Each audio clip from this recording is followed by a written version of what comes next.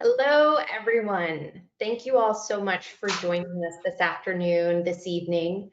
Welcome to Conservation International's People Need Nature discussion series. We're delighted that you could take time out of your day to join us for a conversation with Hindou Ibrahim and our CEO, Dr. M. Sanjayan. My name is Anastasia Koo, and I am the Chief Marketing Officer at Conservation International. Before we get started and I turn it over to Sanjan, I do want to go over a few housekeeping items to ensure that today's event runs smoothly. Upon joining, all attendees will be automatically muted and your webcam will be turned off and remain off for the duration of the event. We will have time for questions following the conversation, so if you do have a question that you'd like to ask, please enter it into the questions drop down on the GoToWebinar control panel. It should be on the right of your screen. Our team behind the scenes will be monitoring your questions throughout today's presentation, and we'll try to get to as many as we can. If you would like to maximize the size of your video screen, you can do so by clicking the screen expander in the upper right-hand corner. And finally, we are recording today's webcast and we'll share the video on our website after it's done. So without further ado, I would like to turn it over to Sanjan and Hindou. Thank you. Thank you, Anastasia, and thank you and welcome everyone for joining us today. I'm so excited to have this conversation with Hindou. So let me give you a quick bio and then we'll just jump right into the conversation. Hindou Oumarou Ibrahim is a Conservation International board member and a Loy Walton Senior Fellow. She's an environmental activist and a member of the Chad's pastoral Bororo community. Hindou began advocating for Indigenous rights and environmental protection at a young age, at the age of 16, and she founded the Association for Indigenous Women and People of Chad to introduce new income revenue streams for women, as well as collaborative tools such as participatory map making to help communities sustainably manage their ecosystem. Her vision is to grow support for both traditional knowledge as well as science to improve resilience to climate change, especially for rural communities, and especially rural communities that migrate through big landscapes. She's a member of the Indigenous Peoples of Africa Coordinating Committee. She served as the co-chair of the International Indigenous Peoples Forum on Climate Change during the historic Paris Climate Change Conference in what is it now? Well, 4 years ago, almost exactly. And she's dedicated to the protection of all Indigenous peoples, from the Congo to the Arctic, as well as preserving their knowledge and empowering in their fight against climate change. She has received national, regional, and global recognition. Just a few things here. Last year, she won the Pritzker Emerging Environmental Genius Award. I was glad to be in the audience when she won that award, and it was an amazing evening in Los Angeles. She won the 2020 Refugees International Holbrook Award, named after Ambassador Holbrook, the Daniel Mitterrand Prize. She's been appointed as a UN SDG advocate, and she's an emerging explorer at National Geographic. She's been recognized by the BBC as a top 100 woman leader and by Times Women Leaders in Climate Change. Her TED Talk that I recently watched has over 1 million views. It's absolutely worth watching. So I'm going to just quickly jump into it. I'm going to just start. First of all, let me say, great to see you. You're calling in from France, where you live right now. You've been splitting time between Chad and France. And I am wearing a shirt from Southeast Asia just in your honor, because you are always so colorfully attired. And I always feel sort of so dark next to you. So today I got out a batik shirt and put it on. Let me start by asking you a question about your grandmother. You have said that the best app that you've ever had is your grandmother. What did you mean by that? Thank you very much, Sanjan. Hi, everyone. It's really a great pleasure to be with you, Sanjan, and discussing, conversing about the nature, about who we are. To your first question, my grandmother is the best app ever.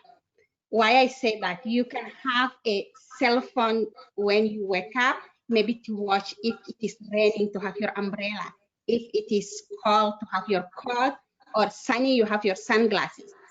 But my grandmother can't tell you if it's going to rain in the next couple of hours, or if the next rain season going to be good.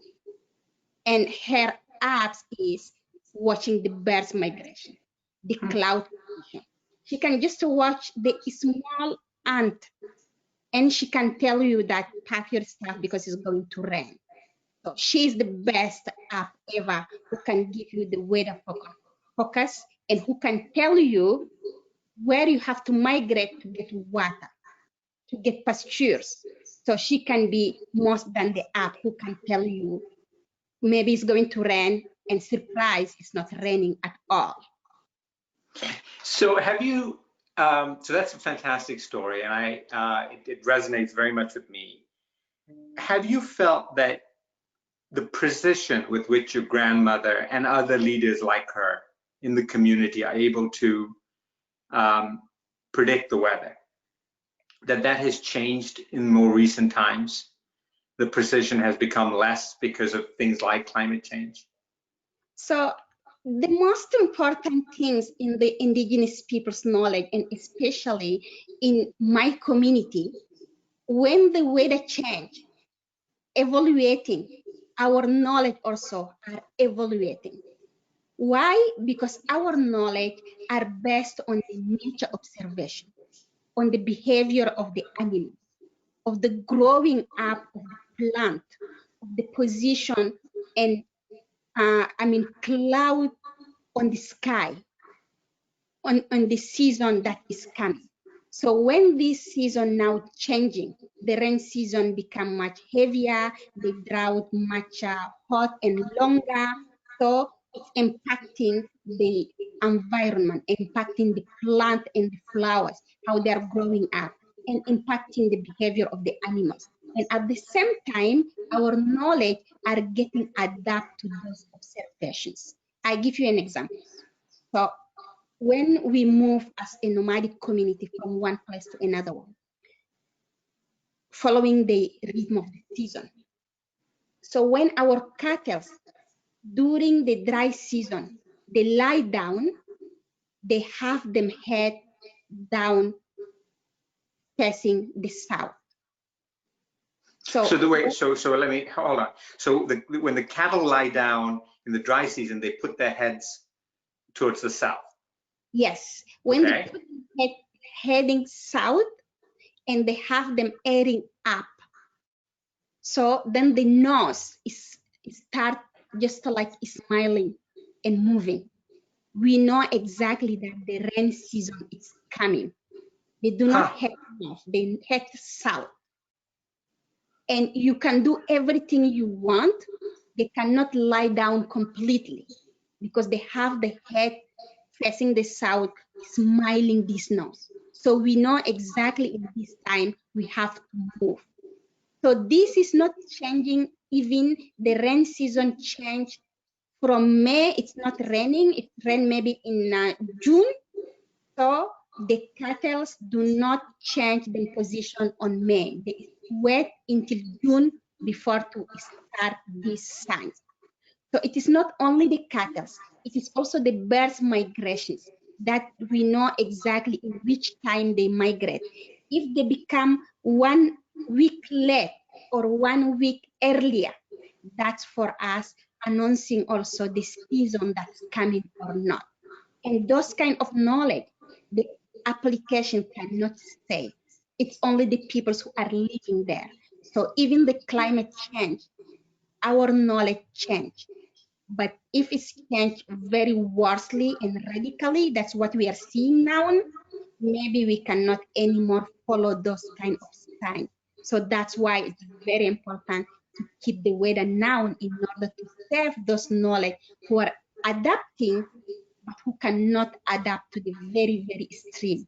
Right. You have said that your communities are part of one of the communities that travels a large distance during the season, looking for pasture for the cows and water, up to 1,000 kilometers in the season that they can move. How is climate change impacting that big movement across the landscape? Just give us a sense of what that is like for communities now today. So for us, the climate change impact the environment and the social life. So the environment, when the season change, the rain season do not come at the same time, or the rain come very heavier and flood every place. This is the sign of this time. Actually now is the rain season back home, but everywhere is a flood. Even in the town, people have to use a canoe to move from one neighborhood to another one. Cars are not a canoe inside the city. In Chad? In Jamena city. Actually now where we are talking here. So this is the extreme weather that we never saw, and people do not get connected. And a lot of houses who are not adapt are just like going. And the consequence on this, how the people who lost their house will be rebuilding for the next years, because we cannot control this way. And 4 months ago, before I came to Paris, I was locked down in Chad. And when I start doing the webinar like this, I couldn't use my computer or my phone for more than 15 minutes. I have to put it in an ice box because it's very hot, up to 50 degrees Celsius. So even the computers or the iPhone or whatever do not resist. They are heat, and you have to put them in an ice bath before to come back and do a webinar. So I just click on and out during one webinar who can have 1 hour. So just within 4 months, those are the extreme weather we are living actually. Yeah. And that have the consequence on the life of the peoples, on the social life. Because when community move, they leave this place for the agriculture peoples. And when they come back, they have the corridors. And while the climate is changing this weather, so when we move, our way make fertile the land because of the cow sheep. And immediately you have a farms who can come and settle. And in the way back is the conflict between the community, that fighting. And we all hear about what's happening in Mali, in Burkina Faso. For us, it's really very obvious, because those people who used to live in harmony between them, now they turn into enemy. They are fighting for the peace of the land, or for the just access to the fresh water for the survival of the families. And they kill each other. And suddenly we have just 2 days ago, people's in Chad fight back between the farmers and the pastoralists. They had 5 people that died from these consequences, and they is still in the case of the justice to see why. And that kind of social upheaval must have a huge ripple effect. So you're in France right now, and obviously Europe has been dealing with this issue of migrants, particularly from Saharan Africa. There's no doubt that that is linked ultimately to what is happening in terms of climate change. So you have Western countries who are mostly responsible for the large amount of pollution that has gone up, that has created the greenhouse gas, that created climate change. And now in this roundabout way are also having to deal with those consequences in some ways, with having to now absorb large populations of people who are desperate and are coming into Europe. This is the climate injustice I'm calling. We didn't cause it. We didn't benefit from this development at all. We are living the consequence on our daily life. And when people do not have any other choice, they just have to become migrant. The international migrant are seen because they are TVs, they are radios, but they do not know how about the internal displacement. There are a lot of displacement inside between the regions where people live from the north and going all to the south where there is most fertile land and much greener.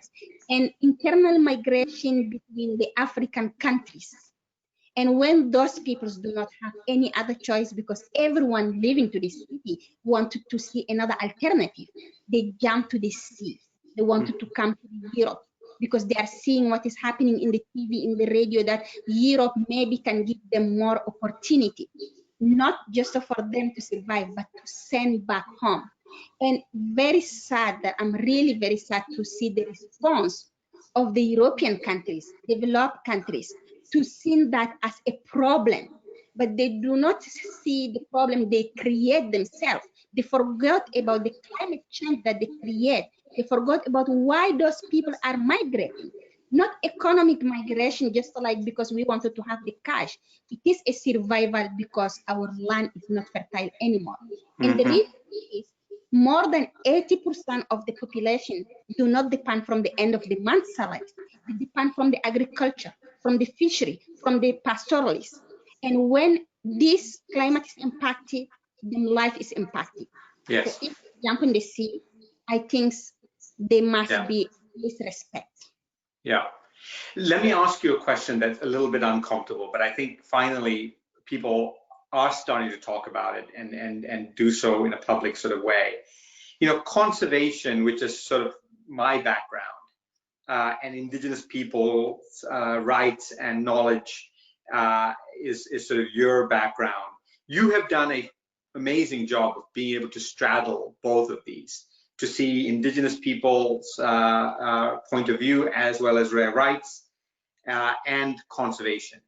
But it's not an easy alliance. And for the most part, I think certainly Western conservation has been at odds with people in general. And because Indigenous peoples are often seen as living in nature or near nature, they have often been at the brunt of this conflict.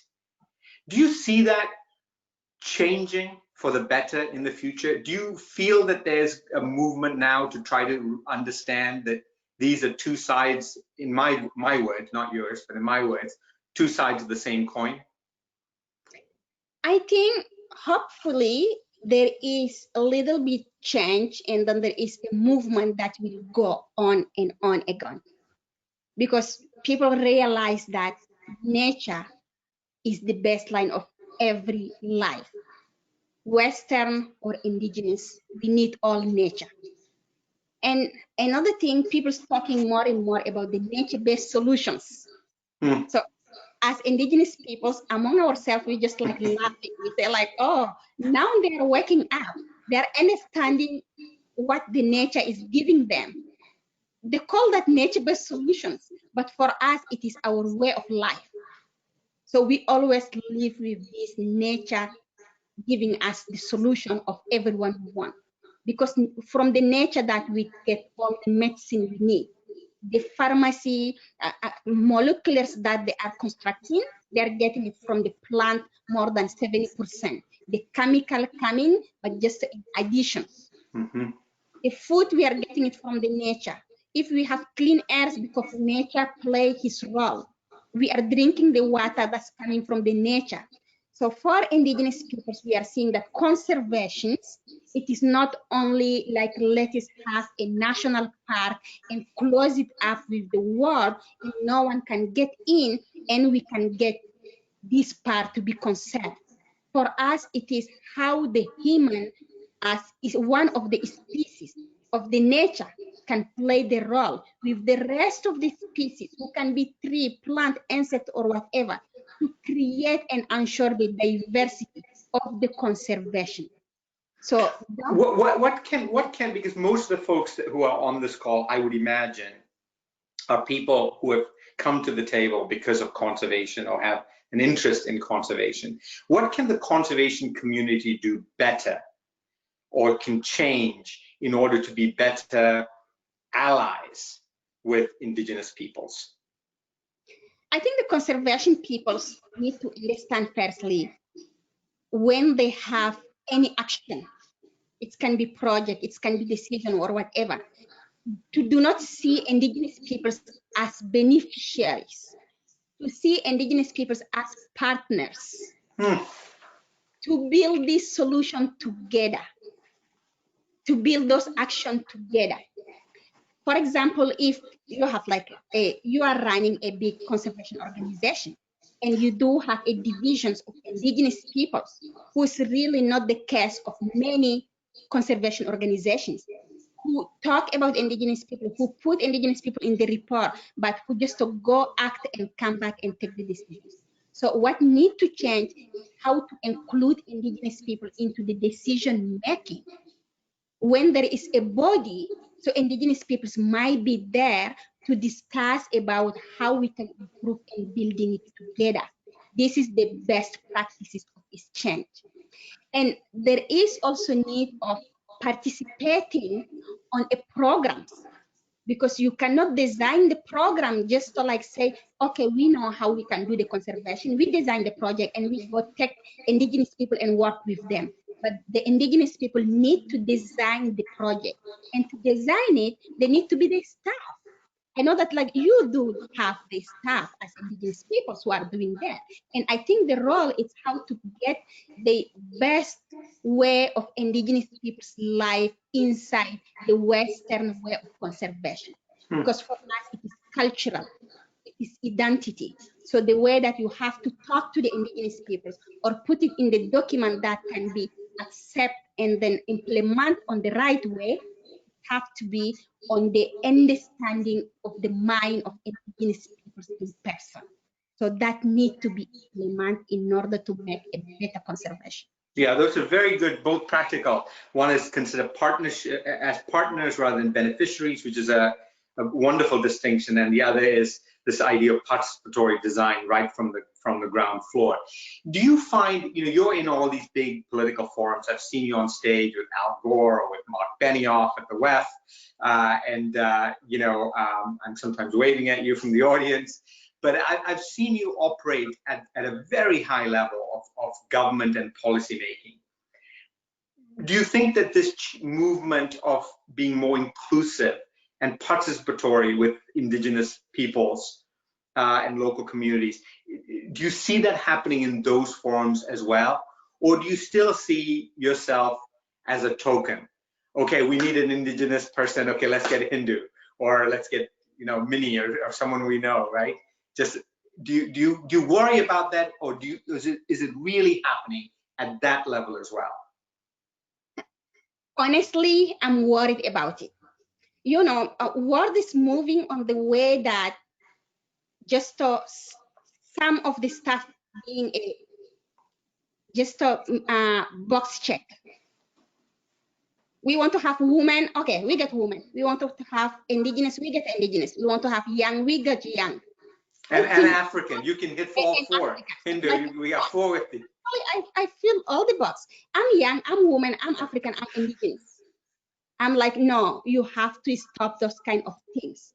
There are so many diverse Indigenous peoples, more than 4 million around the world, living in 7 different regions, sub-regions that we have, living in each ecosystem of this world. So they are diversity. Some of the organizations wanted to involve Indigenous peoples, but they just locked them, the mind in a barrier of language, because they just work in English or work in French or in Spanish, so they do not open the door for the accessibility of Indigenous peoples who do not starting speaking those languages. And out of them, just wanted to be sure when they have an event that someone like Hindou can come and then, okay, she can talk, we know her, and doesn't. They don't want to take the risk to have another Indigenous that they do not know. So I'm really calling all of them. There are a lot of Indigenous peoples who can be on those very high level. And if they don't have connection, that's also one of my role, one of many of my colleague roles, to connect each organization, from the government to the private sector to the international organization to the Indigenous people that they want. They want to have women. We do have a lot of women as the rest of the world. They want to have youth. we have a lot of young people. They want to have old people who got the knowledge. They do speak our language. We can translate for them because we do speak the both languages. So it is not the matter of making the blockage at the international level, but it has to be very inclusive for everyone. Absolutely. And I just want to give a shout out to a new organization called Neotero that Conservation International, but you as well, had a hand in helping to get off the ground, which does try to bridge this gap between Indigenous knowledge and Indigenous wisdom and stewardship and conservation, and kind of plays that role quite well. So folks who are interested could check it out online. It's N-I-A-T-E-R-O, Neotero. Hindou, I want to talk to you just for a second about one area of work for Conservation International that's a big area of interest for us, which is protecting nature for climate. You know, right now there is an opportunity, in my opinion, I think it's one of the largest potential transfers of wealth, of money, from, you know, frankly, the West and from big companies in some ways to mostly tropical countries. So the idea here is that we know there's a lot of carbon trapped in forests, that the protection of forests and restoration of forests and other ecosystems, including grassland ecosystems, you know, helps protect carbon, right? We know about a third of the solution to getting our world to a livable climate has to come from protection of nature. So we call it natural climate solutions, right? And we even have a center for natural climate solutions, as you sort of said. But there isn't, well, how should I put it? It's controversial to some extent. And there are people on the ground, people in countries that think that this is just another way in which we're going to benefit off the backs of communities that have spent their lives either living in nature or in some way stewarding or protecting it. What do you think that landscape looks like, and how do we navigate a path so that we all can protect forests, but also make sure it's inclusive and doesn't once again, you know, look, when you find oil, it's the local community, Indigenous people who ultimately, you know, suffer the most, right? When you find diamonds, when you find, I mean, you name it, it's happened. So there's no surprise that a lot of local communities, when someone says, oh, now there's carbon that we can protect in your forest, they say, no, we don't want you anywhere near here. How do we get over that worry? What do we need to do? I think, firstly, people understand the role that nature is playing to save climate. When you go on ground in our land, we do not have like one part that, okay, this is the climate change, and another part, this is the biodiversity, or this is the desertification. So for us on ground, when you protect a tree, that means you protect the diversity of this ecosystem, because it is not a single tree with the leaf, because it is the fruit, because it is all the other species that can come and build them home. And when you protect these trees or these forests, that means you are protecting the climate that is changing, because it's help you to restore the nature. So when they understand the concept, if you act only on biodiversity and you forget the climate, you are not helping the nature.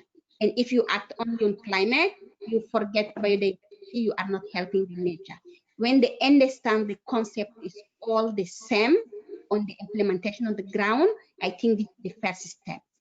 The second, when they know that carbon, it is going to the market and it is the money. So when they understand the nature do not have a money as value only, I think they will move forward. We cannot just take one tree and make the price of these trees, because you cannot plant one tree and overnight you get your tree. It's not working like that. It's a complexity of the nature, and it is not only like one kind of the trees. That's why for indigenous peoples, we say when they cut our forest, it's going to be like the mining that they're doing in our land. It's impacting our culture, our identity, our language, because our language is based on those nature. When we name one thing, I know personally the number of the grass and birds that disappear. We know the names, and those names are in our mother tongue. When it disappears, it will disappear forever, and the language is becoming weak, vulnerable.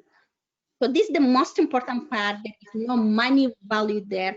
There is peoples and nature who is up to money there. They need to understand and do not sell the forest, but protect it more.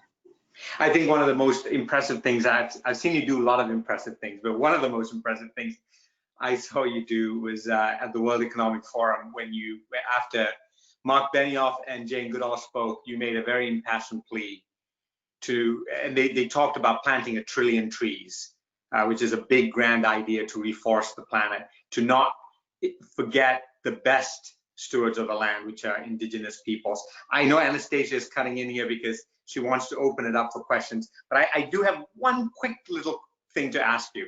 So when we first started talking about potentially you joining Conservation International's board, you told me that you, one of the reasons that attracted you to Conservation International was because we worked on oceans, and that for like your whole life you wanted to sort of go scuba diving and really explore oceans.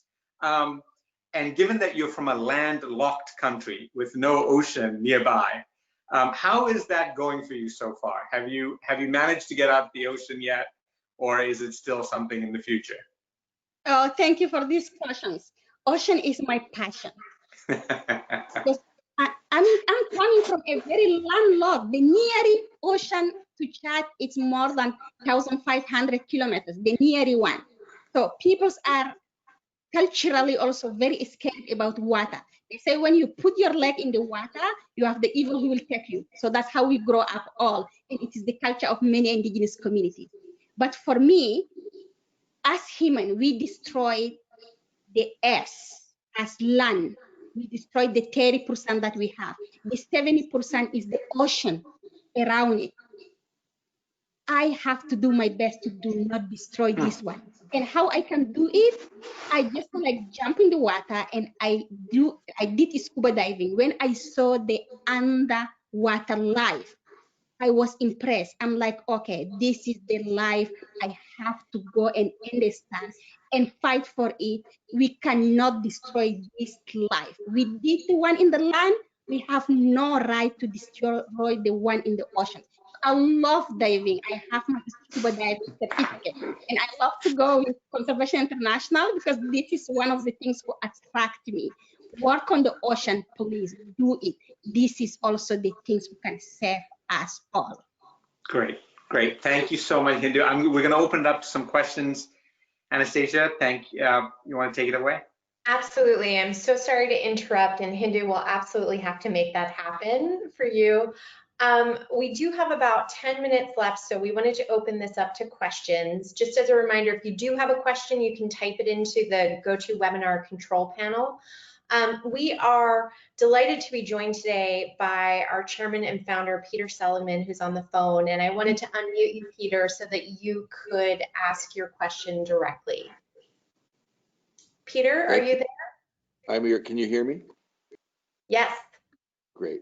Sanjayan, thank you. And Hindou, it's wonderful to see you. And thank you for joining the board of Conservation International. And really thank you for the wisdom that you are bringing to the world and also to the community of conservationists.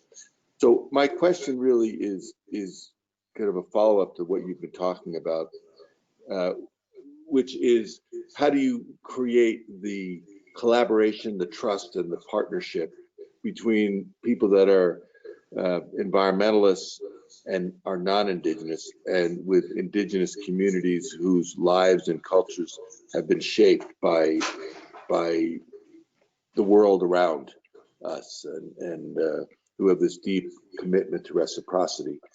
And we know of the challenges that have taken place over the last 500 years with colonization and genocide and the destruction of so many different indigenous cultures in the kind of the search for resources and money by other societies. So my question really is, do you think that conservation organizations need to start their collaboration with indigenous peoples by making a commitment to support indigenous rights and self-governance? Is that the first step? And I ask, if, you know, I wonder what you as an indigenous leader believe. Can I go ahead? Please.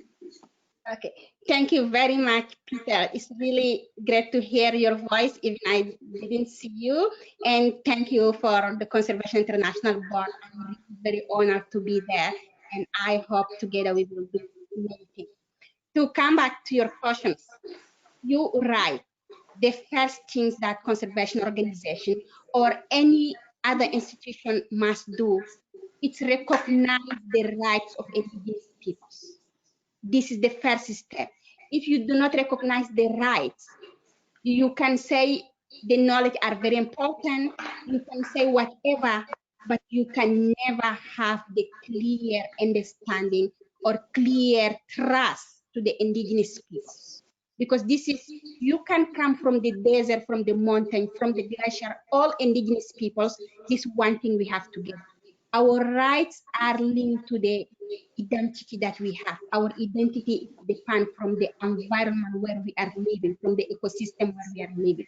So when you respect the ecosystem where we are living in, you respect our rights. When you recognize our land, territories, and resources, you respecting us, when you recognize our rights. The self-governance is very important because we do have our own systems of working. You know what, when indigenous people sit, and this is the amazing thing I saw around all different indigenous peoples, we take the decision sitting in circle. We do not sitting on those are leader on the podiums and the other sitting down and look at them at the up. No, we all in our culture sitting in the circle. So that means we take all the decision in horizontal way.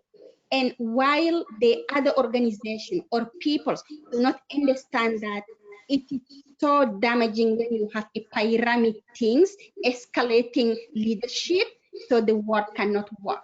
But when you consider indigenous peoples are the human being that is acting in a positive way in your life, so you start building a trust. And when you build this trust, so you respect the rights and you understand the culture of each other and you move forward. I give you just a quick example. There are so many research people who go to the indigenous people place. They stay there for maybe 10 years or whatever they write as anthropologists or whatever. And then they come, they say like, oh, I published this one because I am a doctor. And for us as indigenous peoples, they do not understand maybe 5% of our life. Why? Because the way that they come just like taking and studying us and living, it already make a blockage. They do not understand at all. But the person who come and respect, understand our culture, he can come for 1 hour. He can learn more than those people who can by those different leadership. So that's what needs to be implemented. Thank you. Thank you so much. Thank you, Peter, and thank you, Hindou. I think we have time for one more question. So just in the interest of time, I will read this. This is from Paul, and he asked, at the end of last year, scientists, young climate activists from around the world came together for the Forest COP, the first climate conference ever held in the heart of the Amazon. In Paul's opinion, this was far more hopeful than some of the other COP conferences or the one that happened weeks later. Does Hindou see more events like this happening in the future and perhaps in Africa? I give you an example. During the COP in Madrid, So when we come to the plenary closing, it was postponed. It was the most long COP ever we never had in the history of the negotiations. So as other communities, as observers calling us, we just to come up, we say like, okay, we need to do a people's closing plenary. And we gather, they refuse, and we want to fight and negotiate with the secretariat with all the security. We organize a people closing plenary outside of the room where everyone was included. We have all the journalists coming in, and we say we cannot anymore accept the COP who are having a selected peoples who negotiate common and full stop or one word on the negotiation. We need the peoples who can talk about them live, who can gather and give the good outcome that expected by the real peoples. So let me tell you, it's happening and it's going to be ongoing. We want or not, people in Africa, in Asia, in the international movement, people need to take them teacher in them hand, and we will do it. Hindou, thank you so much for joining us today. I wish we had much more time to continue this discussion, but we are really grateful to you for taking the time and for lending your voice to us today, along with all of you who were able to join us. And I'm sorry we weren't able to get to more questions. We will be following up with an email that includes a link to this recording along with a survey about your experience today. We would absolutely encourage you to share this discussion with your friends and family. Thank you all again, and special thanks to you, Hindou and Sanjayan, for joining us, and take care and be well. Thank you. Thank you, everyone. Thank you, Anastasia. Bye-bye, Hindou. Talk to you soon. Bye.